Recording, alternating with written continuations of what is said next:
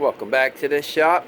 I have here a 2022 CRF 250R. You've probably seen this bike on the channel before. This is Caitlin's bike.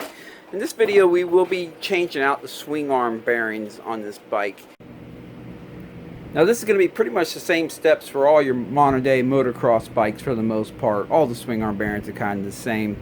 So whatever brand or model bike you have, there's going to be some good information in here for you on doing this job. And if you're interested in a video on how to do the linkage bearings, check down in the description. There'll be a link to a video on that. Check this out. Look at all that play right there. I believe what happened, as you can see, there are some witness marks on this nut here, is they pulled the swing arm off, put it back on. I don't know if they missed something or what, but shortly afterward it developed this play. So because I don't know what's in there, what's not in there, what's missing, I just picked up one of these Tusk kits right here, swing arm repair kit. So let's go ahead and pull them bearings out. Pop them out of the package here. Alright, so we have some seals, little thrust bearings, washers, these spacers, these. Okay, here's what I was looking for, the bearings themselves. I'm going to go ahead and, well, let me open it up out of the first bag. Here, there we go. I'm going to put these in the freezer, get them nice and cold. That's going to cause them to contract a little bit. It's going to make it a little bit easier when it's time to put these new ones in the swing arm. I'll be right back. Okay, so I'm going to remove the swing arm.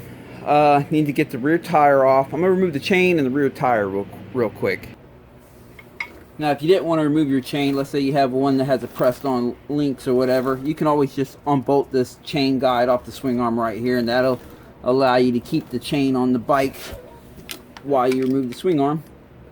But we have a new chain to put on this bike, so I'm just going to remove it anyway.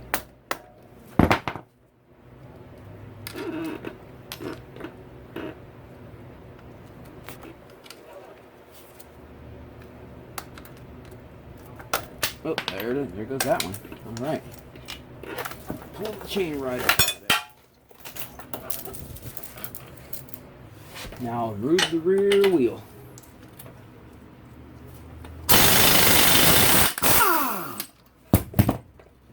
Oh, boy, that thing's in there pretty tight. Let's see. Oh, there it goes. I'm able to get it to budge. That's good. If I can slide it down this thing. Still in there pretty tight. I don't like the bead on these, but if I have to, I typically use a 1/2 inch extension that has a rounded end right here. It allows it to sit right in the middle, so it doesn't damage the threads.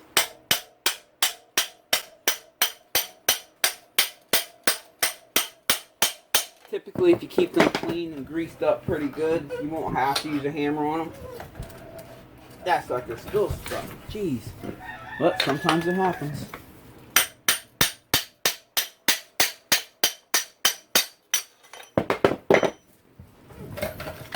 Okay, that sucker's all the way out of there now. Now I'm removing these loops that hold the brake line onto the swing arm. I'm just going to unbolt them. Got 2 of them here though, that can stay right there. We got another one up here.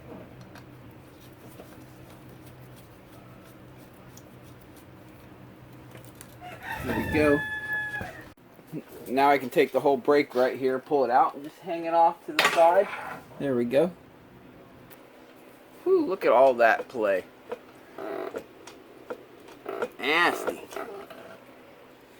Okay, I need to disconnect this knuckle from the swing arm to get the swing arm out. There's a nut right here. I'm going to remove that and just punch that bolt right on through. Ugh, I can't stand it when I lose a tool. Cannot find my 17mm impact socket, so I'm just going to use a regular one here. It'll be fine, but dang. Don't like losing tools, and it looks like I have lost one. It'll pop up. Oh, got a washer there. Alright, that bolt's fighting me, so I'm going to stick a...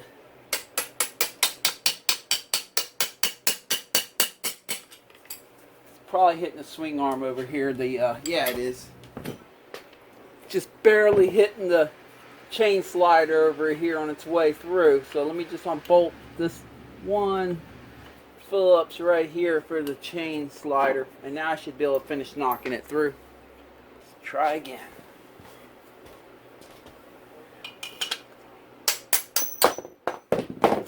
There it is. See this again. Look at this. Crazy. Okay, move the swing arm pivot nut.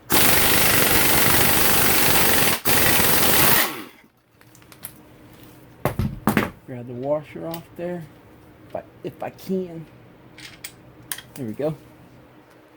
As you can see, they already have this thing pretty mashed up on the end. Let me see, check the threads on that, see how easy I can get this thing to re-thread on there. Before I go any further, I want to make sure they didn't have to do some magic to get that thing to thread on. I mean, it's threading on. It's a little tight. They might be boogered up. We'll see what happens. Let's go ahead and knock it out. I'm just going to use a bolt here that can fit right in the middle and won't damage the threads.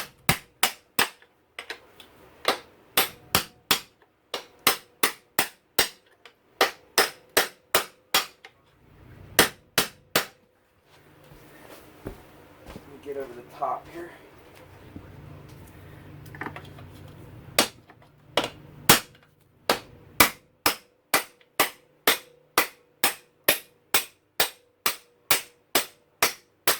Well, that thing's in there pretty stiff.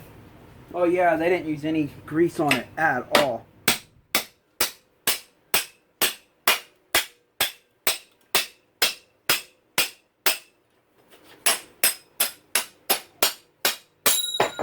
There we go. Where'd that sucker go? Oh, here it is. Look how rusty that thing is. That will cause them to stick in there pretty good. You want to lather these up with some grease or whatever when you put them in so they don't get stuck like that.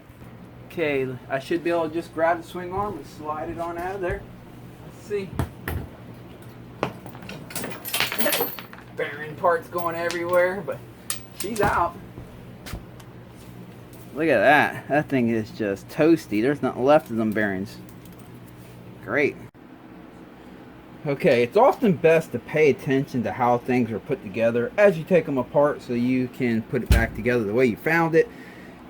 This is, wouldn't be easy to do that with this one. It's pretty in bad shape. But that's okay. I generally know how these are supposed to go, so we'll be okay here. Let me go ahead and pop these seals out. Now there's so many different ways you can remove these bearings. You can use a blind bearing puller. Tuss sells a puller, bearing puller you can pop it out with. You can use sockets and a hammer, heat, cold, you name it, or you can use a press. So for this video we will be using the press, but I'm going to show you how to do it several different ways. So if you don't have any of these tools, you can just use sockets and hammers and stuff like that. I'm going to show you how to do that too. Okay, so what I've done here is I found the socket that fit perfectly in the hole. Oh, don't have you on camera do it. Yeah, I found the socket that fits perfectly in the hole there and rests on top of the bearing perfectly, right? Now, you can punch it out from this way just by putting it right here and hit it with a hammer. But there's going to be a lot of flex. Sometimes they'll budge that way, sometimes they won't. But because this is not resting on anything, it can be pretty flexy. But if you take this chain slider off right here and put a torch right here and get it this pretty hot, then you'll probably have some pretty good luck knocking it out that way. Maybe use a deep well so you have a little more to hit with, or put extension on it or whatever. Another way to do it is by going all the way through. Like, let me show you. So you'll want to find the socket that the bearing can fit into, which this bearing we can, but yet rest perfectly on this lip right here going around the end. And then what I would do is set it down here like this on this end. Let me see here. Like that. Take an extension, put it through here. I might need a slightly longer extension, but that's okay. And then I guess you know where I'm going with this. Heat that up because you don't want to have to hit it too hard. So heat that up with a torch, and then you pound right here. Now you're gonna damage your extension. It's gonna mash in the end. So make sure you just use a junky one or whatever. But that's one way to get them out if you don't have a press or the bearing puller or anything like that. You can get them out that way. Now if you choose to pound it straight through like this, it will work even better if you can use 1/2 inch stuff instead of 3/8 drive. You'll have a more solid hit to knock that bearing through. That method better than hitting it from this side, because it does put there is a lot of flex when you hit right here. Now you can knock it through, just depends on how much heat you want to get on it. And some come out pretty easy, but some are stubborn. If they get rusty and they're old and they've been in there a long time, they can be really stubborn. So that's how you get them out without a press or a tool. I'll show you how to put them in without a press or the tool when we get to that, but let's go ahead and move to the press and let's knock these things out. But before I do that, I want to pay attention to where they have these bearings at. I noticed that they have this bearing pressed in a little bit further than that outer lip right there. I want to pay attention to that because we want to put them back in at about the same place that we found them. So yeah, so it has a some will be flush right there and some will be in a different location. But I see that this one is not flush. This bearing right here is not flush with this outer edge right there, so it's just ever so slightly deeper in. Yeah, just barely deeper in. So they obviously don't want this washer that will go in right here. They don't want it contacting that bearing for whatever reason. Everyone does it a little bit differently, you know. Alright, so let's go to the press. Okay, I already pulled one bearing out. Just make sure I had all my stuff configured right for the camera here. I'm going to use that socket I showed you on the bench there. The rest there, oh, hold on. I have my little setup right there. I even put a small extension on to get the exact length I need it for the press. Line it up like that.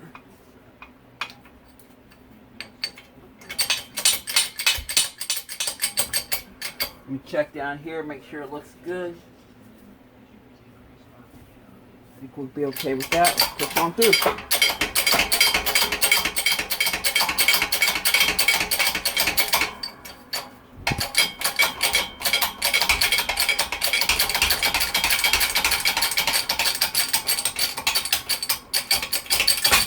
There it is.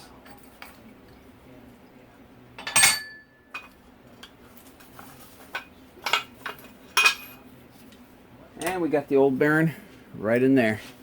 Let's go back to the bench. Okay, got them out of here. I just got to clean this up a little bit. So I'm going to get it all cleaned up and I'll be back. Okay, I got my MAP gas ready. Propane will work too, just as well. And have the bearings in the freezer, nice and frozen. So let me go grab one of the cold bearings and we're going to put that in. Okay, getting some heat on it. You don't want to blue it or anything, but you definitely get a little bit of heat in it. And on the bearing, while I heat this up, I'll show you. On the bearing, one side has writing and it's more square. The other side doesn't have any markings or writings on the end, and it's more rounded. The rounder end is what will go in first, like this. And that's how they had it from the factory. It had the writing on the outer edge, the square on the outer edge. So that we're going to put it back in the same way it came out. Try to feel how hot this thing. Yeah, she's getting pretty warm. I will start it with a hammer just on the outer edge. Then I'll use this back side of this socket right here to beat it in a little bit more. So let's see how this goes. Try not to burn your fingers when you do this.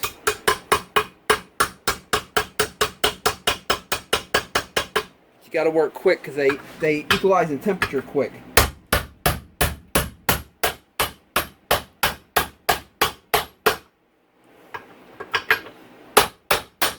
Well, I didn't have it planned to show you how to do that without a press. I was going to use the press, but it looks like we just did it without the press. Okay, I need to beat it. Remember I showed you early in the video, they had this bearing a little bit deeper than the outer edge here. So I need to give it just a little bit of a knock. And I'm going to use that socket that fits perfect inside the hole there. Put it directly on top of the, you don't want to damage the swing arm. Make sure it's directly on top of that bearing.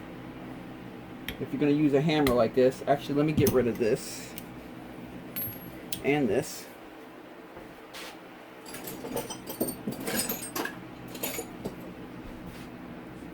And go with this. This thing's already damaged from hitting it with stuff, so here we go. Just the old crappy extension's all it is. There it is. Just a tad bit further in. then the outer lip there. Boom. That's it right there. Okay, if I was to have done this on the press, what I've done would have done is I would have used the heat like I did just there, and had the bearing frozen. When you seen me tap it in with a hammer, once I got it tapped in or just started in, I would have ran to the press and used the socket to press it into where it is right there. Alright, I'm going to do this side off camera real quick to save time, and I'll be right back. Okay, got the other bearing in. I had to remove the chain slider so I didn't melt that with the torch. Oh, let me clean up my mess here and we'll finish this up. Okay, grease. I need to order some more grease. I'm using this Maxima blue stuff right here. Get out. Yeah. Don't need that much. Just gonna get it all up in these needle bearings up in here.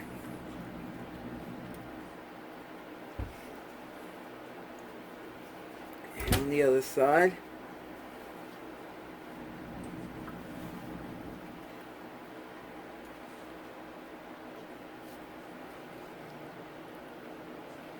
I think that's good. While I have all this grease on my fingers, I'm just gonna go ahead and put some of that grease on these little thrust bearings, whatever they call these things. Might as well get a little bit of that on there right now instead of throwing it away. Okay, seals. I'm gonna start with the seals on the inside.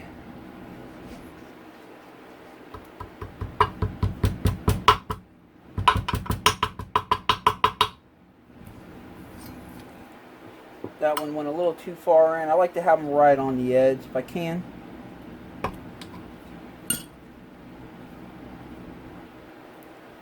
Actually, I have to push this one a little bit further in the edge for it to bite good. I pushed it in with my finger there, and on the very edge, it didn't have a lot of bite.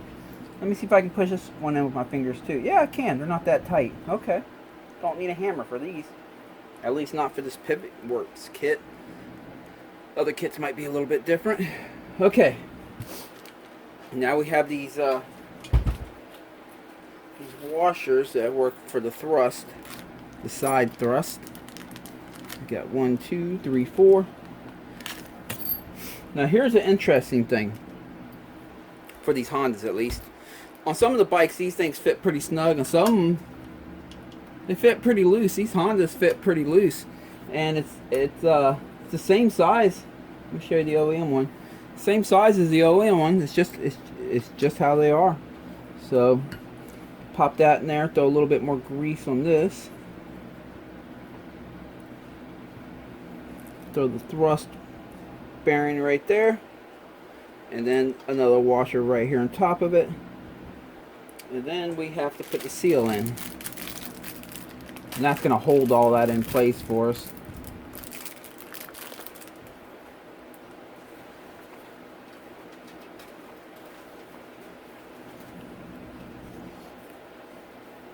Trying to see if I can get it in with my finger like I was able to the other one. There we go. Okay, now I have the seal in there, so I can slide this in now. There we go.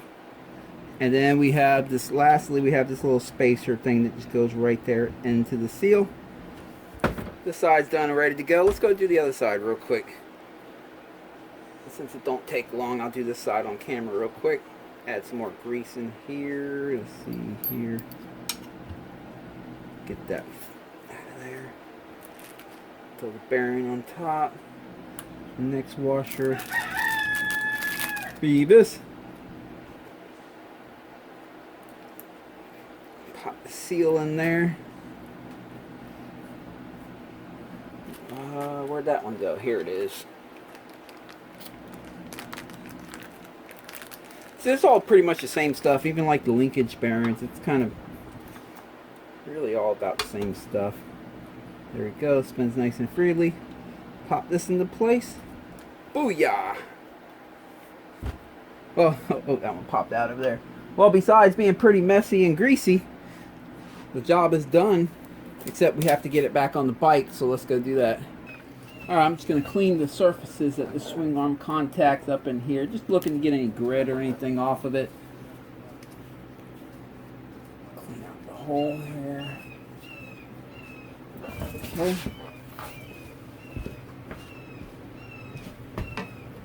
Look at this.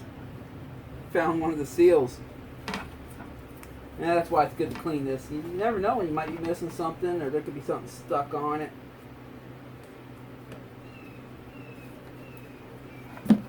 Alright. Okay, time to slide the swing arm in here. This can be tough sometimes because these little spacers right here in the end like to fall off right when you're sliding them up into the frame, so it can take a few tries. It can be pretty frustrating. Remember that brake line over here? We got to make sure this stays out of our way. So flip it like that. There we go.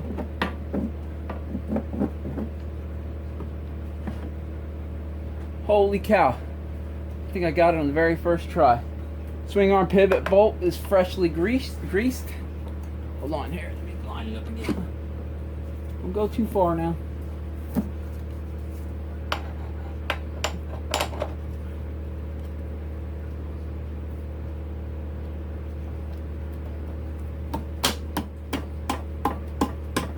Alright. Let me grab a mallet and finish bashing that in.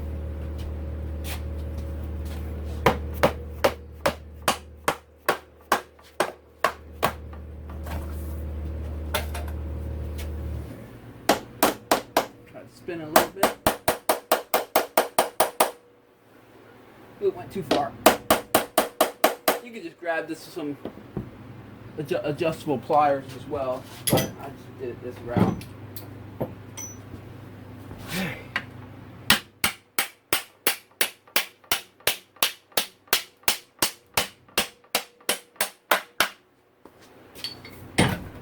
Sweet. Now you definitely want to verify that a washer didn't, or the spacer didn't slip out. And I can see on the other side over here. Yep, they can slip out sometimes. You don't even know it. They fall, they fall down here under the motor. All right, let me pop this sucker on. Although I'm not going to torque it down fully right now until we get it all together and get the bike on its wheels and compressed. All right, get the bottom one down here and get it lined up.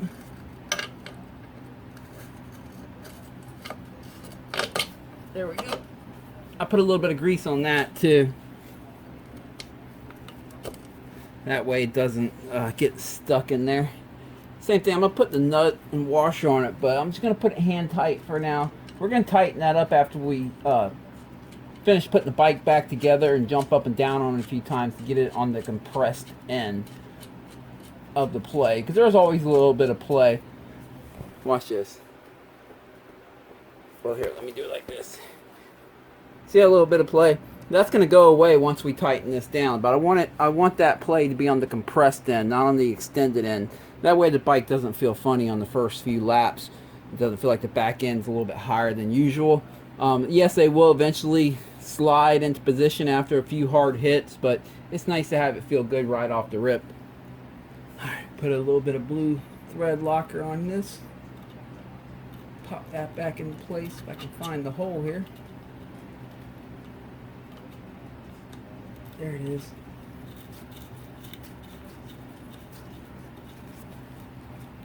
Alright, let's get the rear brake situated. There's two of these. Alright, I'm just going to put a little bit of thread locker on these Phillips to hold these down and screw these back down. Okay, rear brake's back on there. Now I'll put the back wheel on. Okay, back wheel's back on. I made sure I lubed that axle so it won't be that tough to get it out next time. Let me go ahead and get the chain on there adjusted, and then we'll tighten up the swing arm pivot bolt and the linkage bolt. Okay, the chain's on there, rear wheel's on there. We still need to tighten up the swing arm pivot. Look at the play you have here. You can even hear it. So we're going to tighten that up, but we're going to tighten it up on the compressed side. Okay, got the bike on a triangle there. I'm just going to hop up and down on it a few times and make sure I get all that compressed in.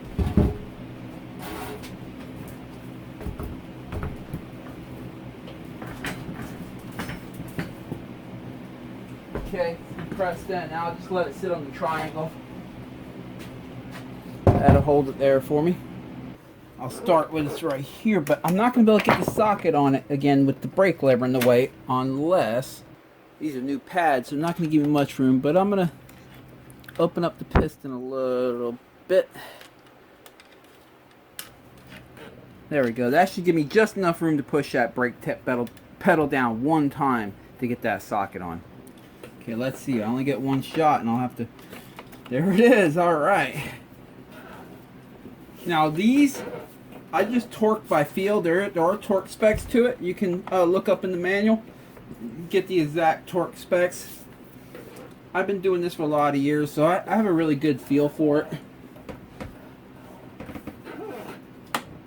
Make sure that stays on there. You want them pretty tight though. You don't need that stuff moving around. Just don't strip it out. That should be good right there. Okay. Same thing for this one right here. There are torque specs for it, and if you're not familiar with these, I highly suggest breaking out the torque wrench and following the torque specs in your manual. Again, I have pretty good experience with these. Know about how tight I want them. So there we go. Now all that play back here is gone. Nice and tight now, no more clunkety clunk. There you have it, new swing arm bearings. The rear end is nice and tight on this thing now. Alright, it's Friday. I have an FTR race this weekend. I'll be taking out the YZ125 for that one. Have my numbers on it, 91B. I'll be racing the Super Senior B. My wife will be racing the Woman C class. She'll be racing on Saturday. I'm racing on Sunday. For me, it's about a 2-hour race in the woods, hair scramble. So I got my brush guards on and all that good stuff. Changed the motor oil, air filters clean, chain adjusted, all that good stuff. I really enjoy taking the 125 out of them. It cuts the corner so nicely in the woods when you have trees everywhere. And if you make a mistake, it's much easier to get this bike back in line and avoid hitting a tree. Versus like my 252 stroke or my old 450 I used to race them on. There I was on my 2015 YZ450. That thing was a handful in the hair scrambles. That was in 2019. There's my wife with a mustache. There she is on her 125.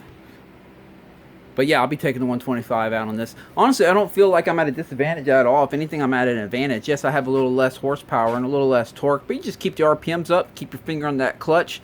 And I really do feel like I can maneuver this bike through all that tight stuff much quicker. When I get out in the wide open sections, you just let this thing scream. And I can smash the brakes at the very last minute heading back into the tight stuff where the 450s almost have to chop the throttle quite a bit earlier and start shaving off speed. I can wait till the last second and within 2 braking bumps have this thing from 50 miles per hour down to like 5 in no time flat. What I'm saying is 125s are fun, a lot of fun, and I'm going to have a good time on it. And I'm not going out there looking to win. You know, I'm 48 years old anymore. I just want to go out there, have a good time, be a little bit competitive, but don't ride over my head. Stay within my means so that at the end of the day I can come home and enjoy some television, have a drink or whatever, and say I had a good day. That's what it's all about.